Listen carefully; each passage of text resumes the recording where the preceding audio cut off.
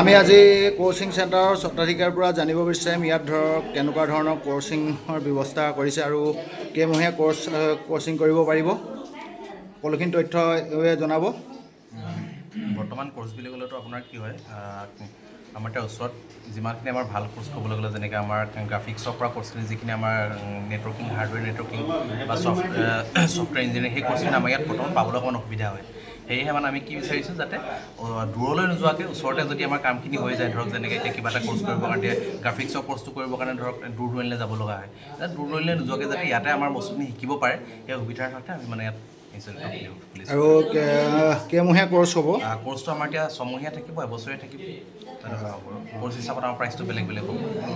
কোনোবাই ধৰক এনেই বেছিক নলেজখিনি ল'বৰ কাৰণে কোৰ্চ ল'বও পাৰে তেনেকুৱা ধৰণৰ বুলি ক'লে 3 মাহৰ কোৰ্চ এটা কৰিব পাৰে, কিন্তু 3 মাহৰ কোৰ্চটোৰ চাৰ্টিফিকেটখন মানে ইমান ভেলু নাথাকিব, কিন্তু তেওঁলোকে মানে এটা কম্পিউটাৰ বেছিকৰ ওপৰত তেওঁলোকে শিকিব পাৰিব।